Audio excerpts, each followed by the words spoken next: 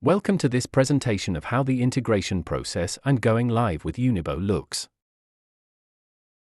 After the commercial agreement is in place, we have regular meetings scheduled throughout the integration process. To start, we will hold the first meeting, the kickoff. During this meeting, we aim to make things clear for everyone.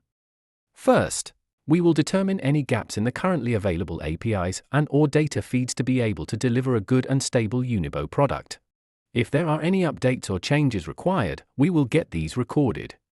We will then determine what changes need to be made and which side, Unibo or partner, will be responsible for making them. Lastly, we will set a schedule for weekly check-in meetings. During the weekly check-ins, we will keep everyone up to speed on the progress of the integration. Most of the work is done by the Unibo developers, but there are some smaller things required by the partners' developers. Lastly, we have our takeoff meeting. In this meeting, the Unibo team will go through a finals takeoff checklist where we cross our T's and dot our I's. We do this to ensure that the whole product is working as expected before it is handed over to the partners team in order to start running live campaign to real players. The Unibo retention product rests on four distinct areas which are handled during the integration. There is the metadata Unibo needs to know games offering and players. The overlay Unibo needs to be displayed to the players. The rewards Unibo needs to be able to tell the platform to award prizes to the players. And lastly, the events Unibo needs to receive the bets, wins, deposits and withdrawals for each player in real time. The metadata can be delivered to Unibo via push, or Unibo can use your existing APIs to pull the information. Unibo needs to know the players. Here we do not want any personal identifiable information about the players. At a minimum, Unibo requires a unique ID, the currency of the player, and the registration date. Other fields are optional, but if provided it will allow segmentation on those fields.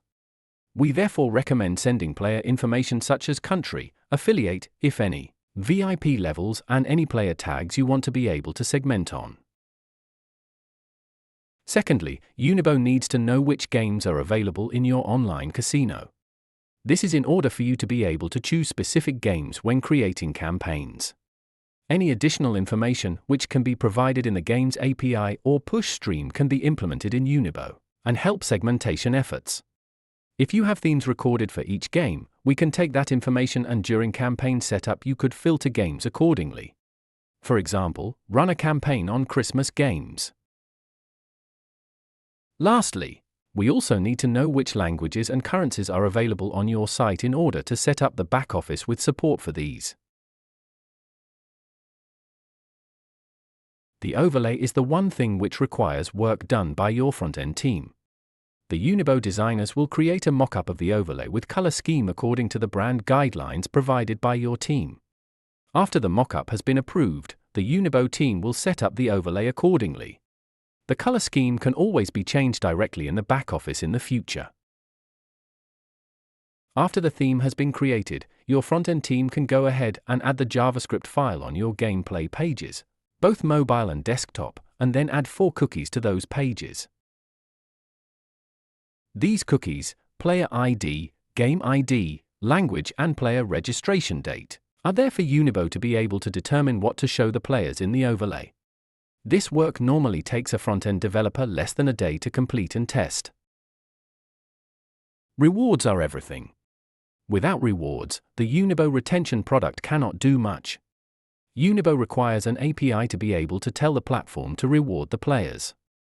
During the integration, Unibo will take your reward capabilities and make sure that all rewards which your platform can give to players can be used in a campaign in Unibo.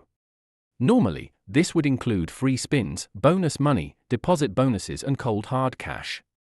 Some platforms have more functionalities, such as a loyalty currency or even feature spins. If your platform does, we will make sure that our developers add this functionality to your Unibo backoffice. The fourth and last, but not least pillar of the Unibo retention product is the real-time stream of events. The primary events we require are casino events, such as bets and wins, and also payment events, deposits and withdrawals. These are then used by the Unibo retention product in order to do the campaign calculations, and correctly request that the platform rewards the player accordingly.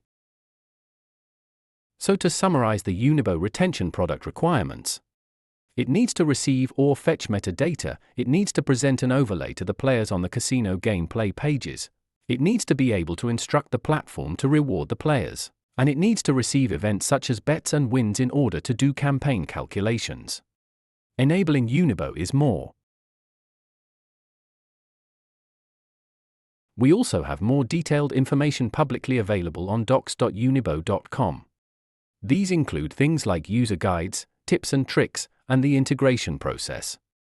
We also have more information on the real-time event stream consumer under consumer.unibo.io.